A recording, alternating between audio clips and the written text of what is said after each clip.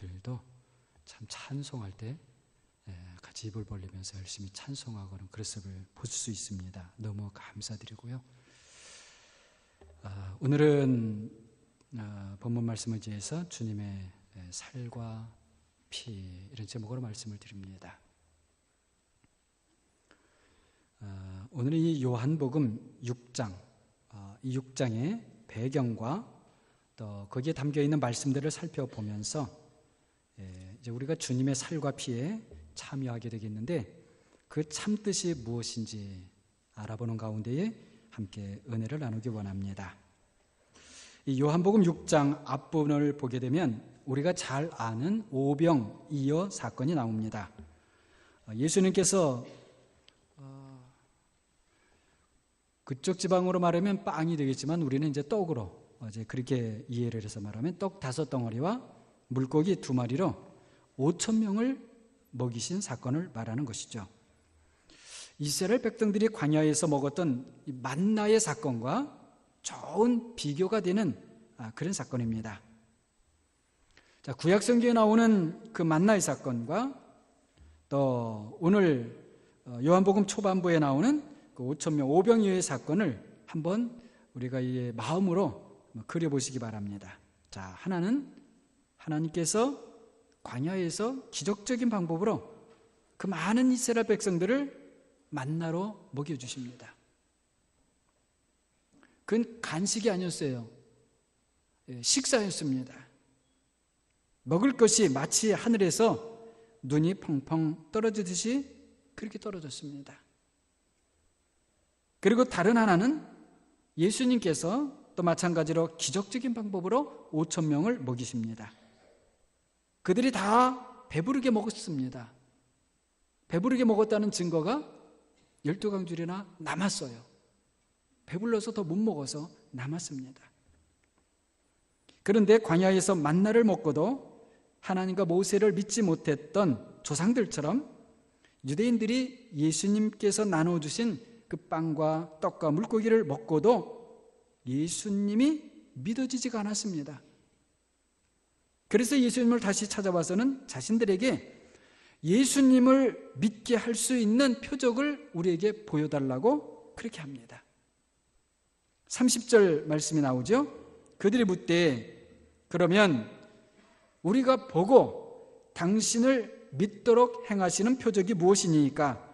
도대체 하시는 일이 무엇이니까? 분명히 그 유대인들이 하나님의 표적을 봤거든요.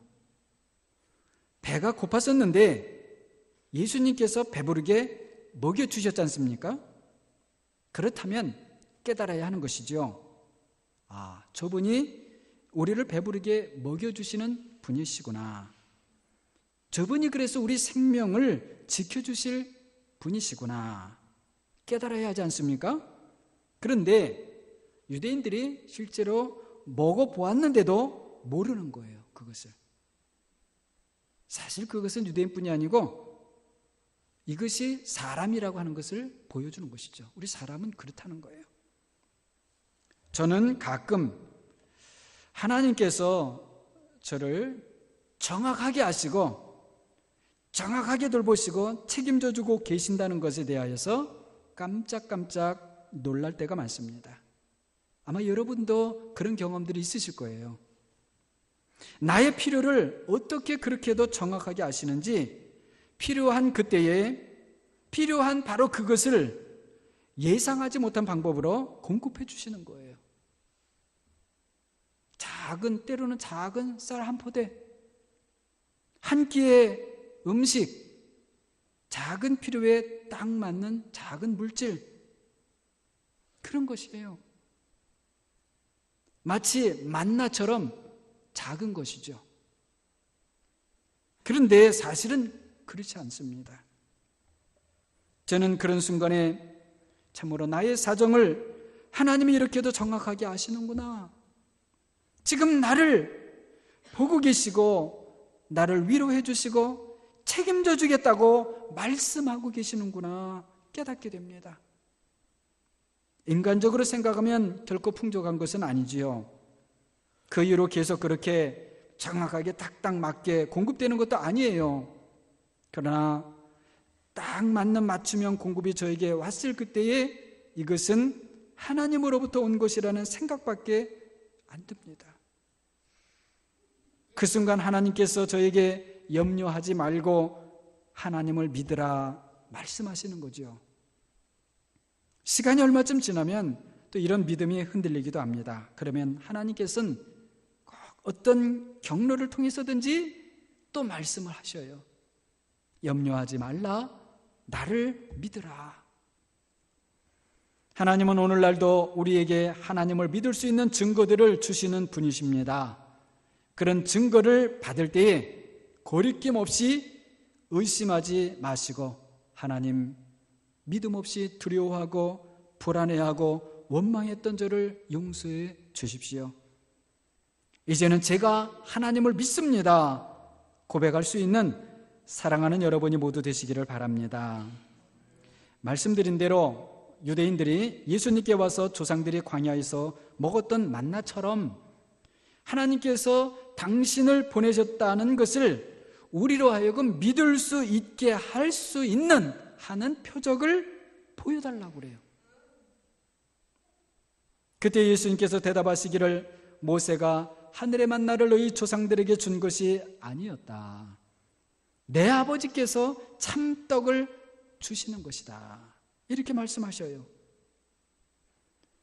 그런데 그 이야기를 듣자마자 유대인들이요, 그러면 그 참떡을 지금 당장 우리에게 달라 이러는 거예요. 어제 먹었던 그 떡 말고 예수 당신이 지금 말하는 당신의 아버지가 하늘에서 내려 세상에 생명을 준다는 그 떡을 빨리 달라, 그거예요.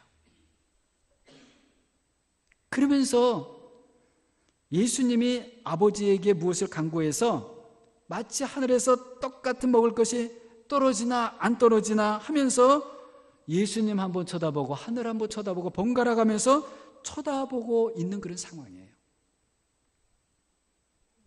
이때 예수님께서 어떻게 보면 아주 위험하고 또 어떻게 보면 아주 강한 말씀을 하십니다. 35절입니다. 나는 생명의 떡이니 내게 오는 자는 결코 줄이지 아니할 터이요 나를 믿는 자는 영원히 목마르지 아니하리라.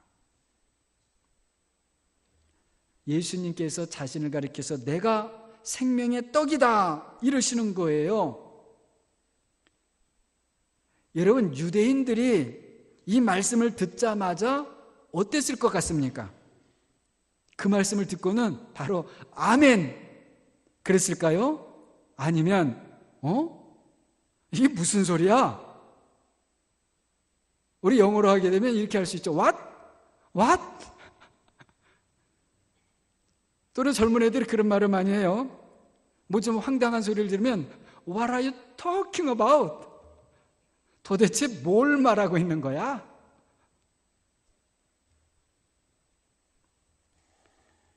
우리 생각 같으면 예수님이 참 난처한 입장처럼 보입니다.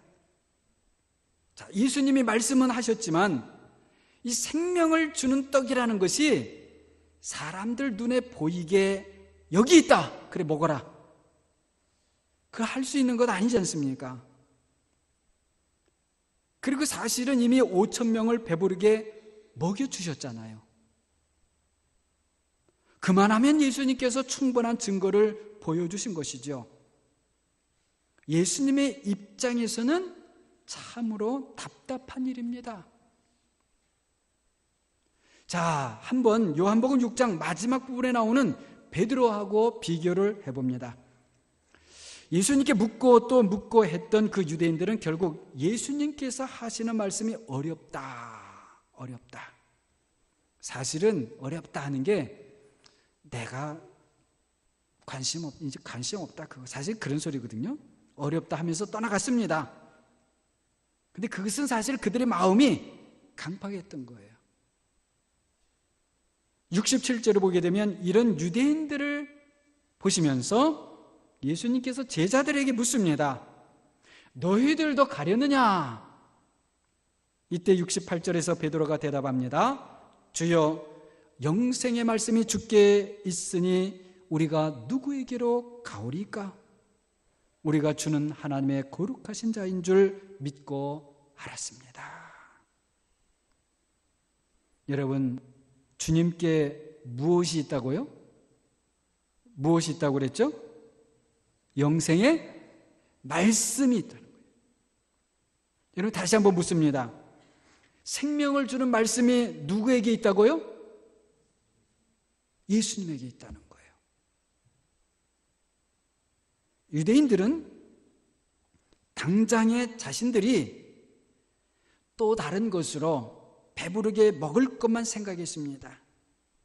어제 먹었던 것 말고요, 그것보다 더 좋은 것, 더 만나는 것, 더 오래도록 배부르게 해주는 것, 말하자면 좀 세상에서 먹고 사는 것 좀 걱정 안 해도 되는, 걱정 안 하고 살 수 있을 만한 좀 그런 것 기대했단 말이에요. 그런데 가만히 보면 뭐예요? 이게 순전히 누구 중심이에요? 자기예요? 하나님이에요? 자신이에요? 예수님이에요? 자신들 중심이에요. 자신들 중심. 주시는 분이 어떤 분인지, 또 그분이 무엇을 주기를 원하시는지 그런 것에는 별로 관심이 없습니다. 여러분, 제가 유대인만이 아니라 오늘날 우리 자신들 이야기도 하고 있는 거예요. 자, 아무튼 그러다 보니 예수님께서 56절 말씀처럼 내 살을 먹고 내 피를 마시는 자는 내 안에 거하고 나도 그의 안에 거한다, 이렇게 말씀을 해 주셔도 내 살을 먹고 내 피를 마시라고? 아니, 우리가 어떻게 사람의 살을 먹고 피를 마셔? 또 그렇게 하면은 내 안에 거하고 나도 그 사람 안에 거한다고? 그게 도대체 뭐가 좋은 거야? 뭐가 좋은 겁니까? 그게 도대체 예수님이 내 안에 거하고 내가 예수님 안에 거하는 게 뭐가 그렇게 좋으냔 말이에요. 우리가 기대했던 게 아니에요. 그래서는 곧 실망이야. 실망입니다. 그리고 여기 있는 게 아이고 시간 낭비인 것 같아. 그리고는 가버린 거예요. 여러분, 이해가 되십니까? 처음부터 끝까지 뭐예요? 제가 말씀드린 대로 자기 중심적인 생각이라는 거예요. 그런데 여러분, 놀라지 마십시오. 이것이 바로 마귀적인 거예요. 마귀적인 것. 여러분, 그런데 베드로를 보십시오. 베드로라고 해서요, 예수님께서 하시는 말씀이 여러분 이해가 되었겠습니까? 그때 베드로가? 아니에요. 이해가 안 돼요. 몰랐어요. 무슨 소리인지 모르겠는데, 다만 예수님을 따라다니면서 경험해 보니 그 예수님이 하시는 말씀들에는 무언가 하나님의 생명력이 있어요. 그래서 이해도 안 되고 설명할 수도 없지만 내가 저분으로 인해 사는 거 맞다. 저분이 내 생명을 책임져 주실 것 맞다. 저분에게는 생명을 주는 말씀들이 있다. 그래서 믿음으로 주여, 주님에게 영생의 말씀이 있는데 제가 어디로 가겠습니까? 이렇게 고백할 수 있었던 것입니다. 우리 역시 마찬가지입니다. 여러분, 하나님이요? 안 보여요. 안 보이는데 계십니까? 한번 증명해보고 설명해보세요. 이것이 되냐고요. 하나님이 나를 사랑하셔서 예수님이 나를 위해서 죽으셨다? 잘 모르겠어요. 어떤 사람 말대로요, 인간적으로 생각해보면, 아니, 예수라고 하는 분이 왜 나 때문에 십자가에 죽어요?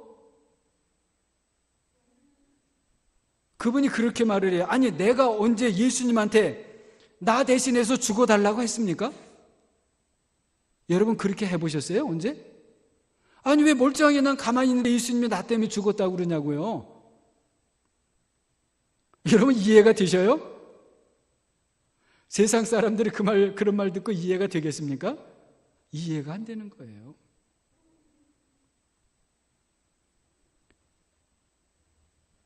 아니 나 때문에 죽으셨다니 말이죠. 내 죄 때문에 죽으셨다니. 내가 뭐 그분 언제 돈 꾸고 안 갚은 적 있습니까? 그런 적 있어요? 아니 내가 언제 그분을 괴롭혔습니까? 왜 나 때문에 내 죄 때문에 십자가에서 죽었다고 그러냔 말이에요. 유대인들이 죽이고 빌라도가 죽였잖아요. 그렇지 않습니까 여러분? 그런데요, 가만히 생각을 해보십시오. 내 눈에 안 보이면 하나님이 없으신 것인가?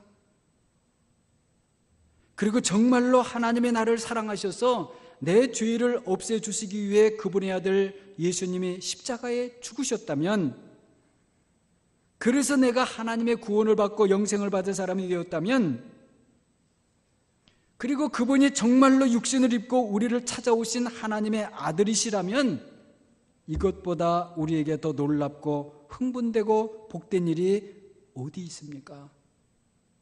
곰곰이 생각을 깊이 해보세요.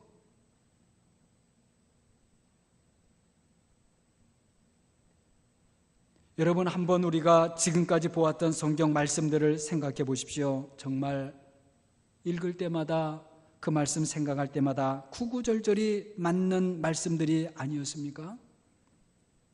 지금까지 교회 생활하면서 또는 세상살이 하면서 나름대로 듣고 경험했던 하나님이 참 좋으신 하나님 아니었습니까? 그 정도라면 사실 하나님을 믿고 예수님을 따를 충분한 증거들이 있는 것 아닙니까? 무슨 더 증거가 필요하겠어요? 그렇다면 지금 이 자리에서 예수님께서 너희들도 어떤 사람들처럼 나를 버리고 가려느냐 물으신다면 여러분 어떻게 대답하시겠습니까?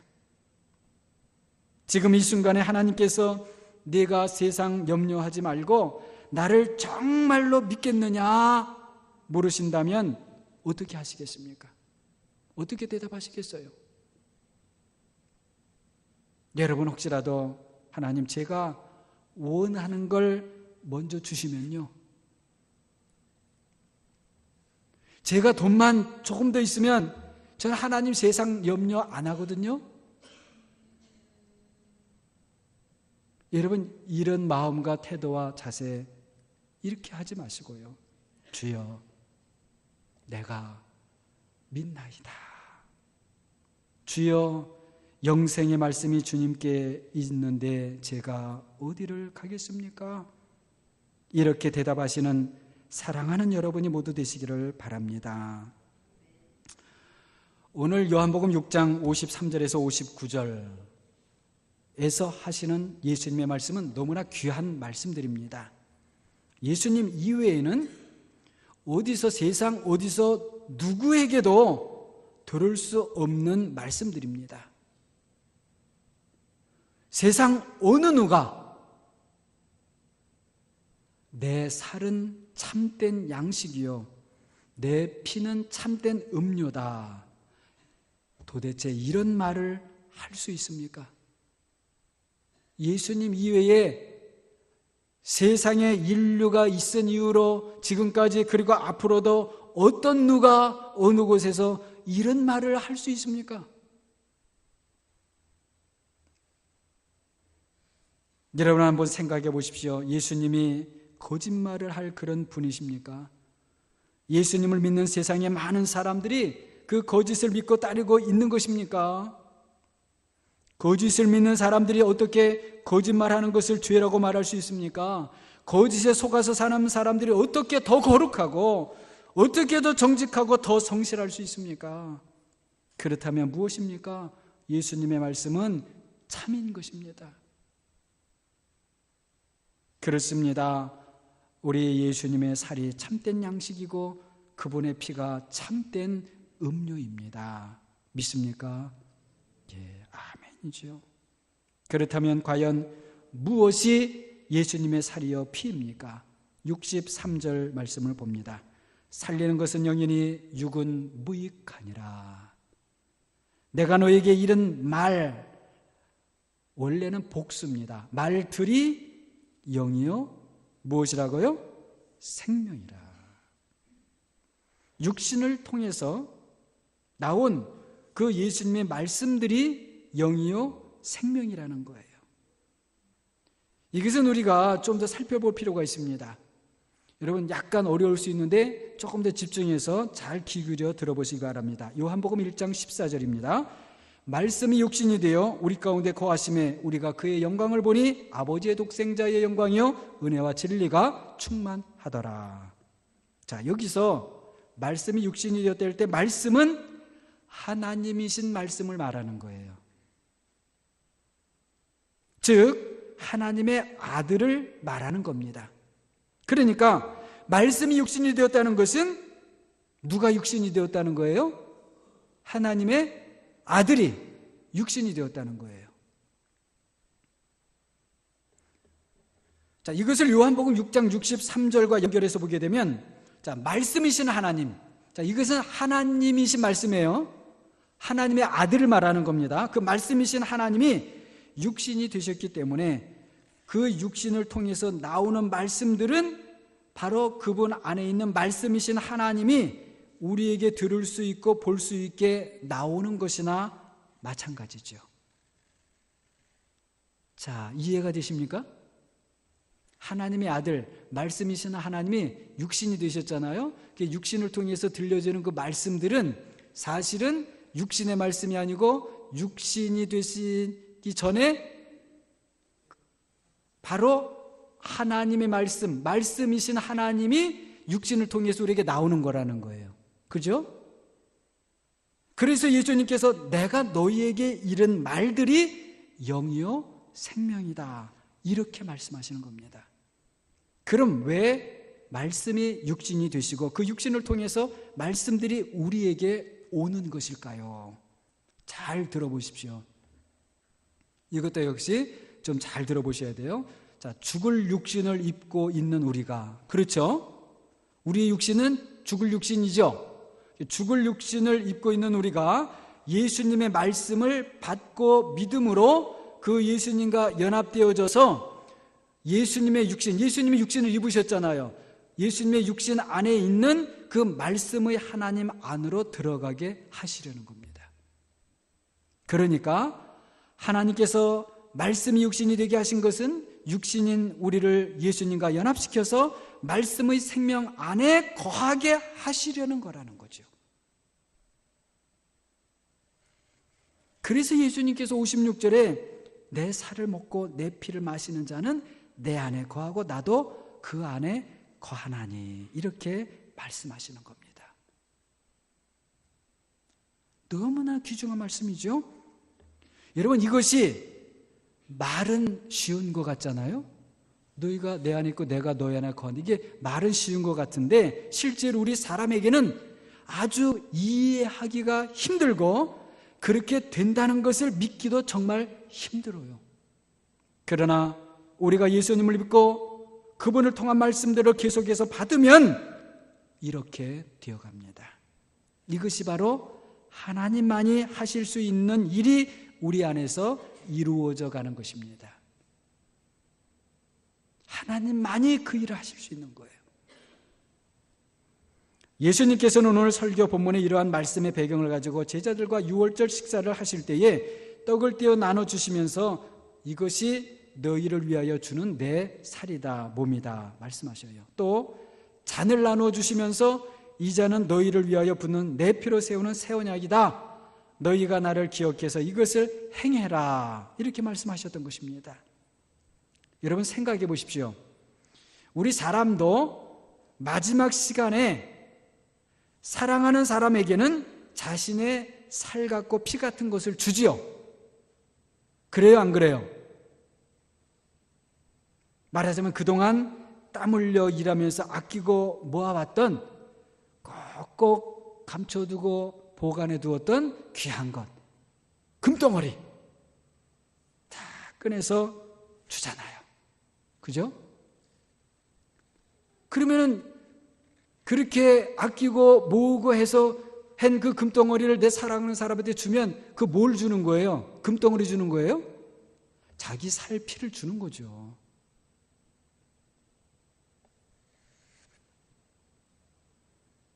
그래서 그 금덩이를 주면서 이건 내가 너희들에게 주는 내 살이요 피 같은 것이야. 그러지 않습니까? 그러면 그것을 받는 사람은 그것을 볼 때마다 맞아, 이거는 그냥 금덩어리 귀하지만 귀한 것 이전에 뭐예요? 아, 그분이 나에게 물려준 이건 그분의 살 같고 피 같은 것이야. 그런단 말이에요. 그런데 우리 사람하고 우리 예수님은 아주 다릅니다. 우리 예수님은요, 금덩어리를 주신 게 아니잖아요. 그냥 사람이 먹는 빵 조각, 떡 조각을 주시면서 이것이 내 살이다. 또 포도주 잔을 그렇게 주시면서 이것이 내 피다. 이것을 너희가 행해라. 이러신단 말이에요. 금덩어리 주면 좋지 않을까요, 좀? 여러분, 그렇다고 여러분 생각해. 우리가 떡과 잔을 나눌 때, 여러분, 떡과 잔을 나눌 때 거기서 금이 똑 떨어지면 어떻겠어요, 여러분? 아이고, 떡잔, 뭐 둘째 치고 떨어진 금. 여러분, 떡잔이 귀해요? 거기서 딱 떨어지는 금이 더 귀해요? 솔직하게 한번 말해보세요. 그 금덩어리가 똑 떨어졌다 그러면.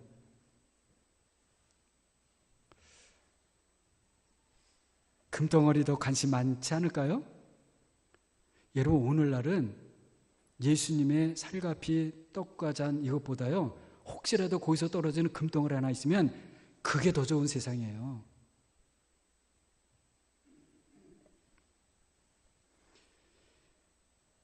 그런데 우리가 떡과 잔을 아무리 나눠도 거기서 금덩어리, 금조각 하나 떨어지지가 않아요. 그러면 도대체 이게 무엇인가 하는 겁니다.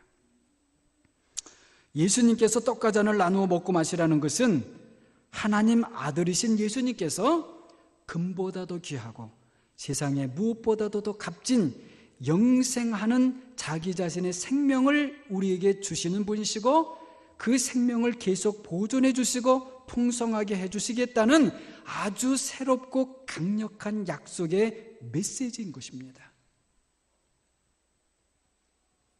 어떻게 보면 이미 우리 안에 벌어지고 있는 이런 하나님의 역사를 우리의 눈으로 실제로 보게 해 주시는 것이기도 하는 것이죠. 그렇기 때문에 우리가 예수님 말씀대로 떡과 잔을 나누면서 이것처럼 예수님께서 자신의 생명을 우리에게 주셨다. 그리고 현재도 주시고 앞으로도 계속해서 주실 것이다. 이런 믿음으로 참여해야 하는 것입니다. 그렇지 않다면 우리 안에 거하시는 성령님이 근심하셔요.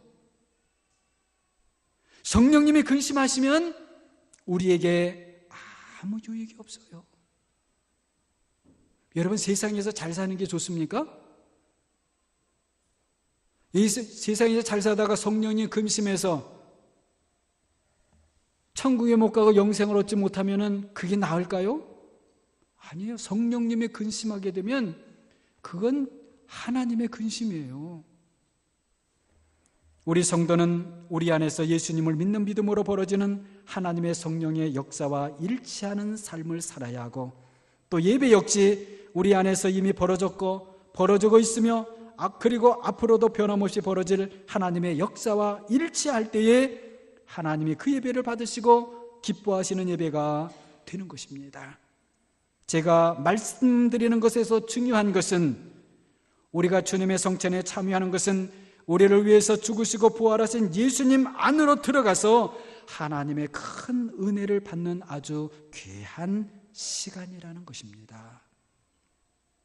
6월절 식사 자리에서 예수님께서 나누어 주시는 떡과 잔에 참여했던 제자들을 생각하시면서 믿음으로 오늘의 우리에게 주어지는 떡과 잔에 참여해서 하나님의 은혜의 새로운 나라로 한 걸음 한 걸음씩 묵묵히, 누가 뭐라고 해도 묵묵히 그 새로운 나라 주님의 나라, 하나님의 나라로 한 걸음 한 걸음씩 깊이 나아가시는 사랑하는 목양의 모든 분들이 되시기를 주님의 이름으로 간절히 축원합니다.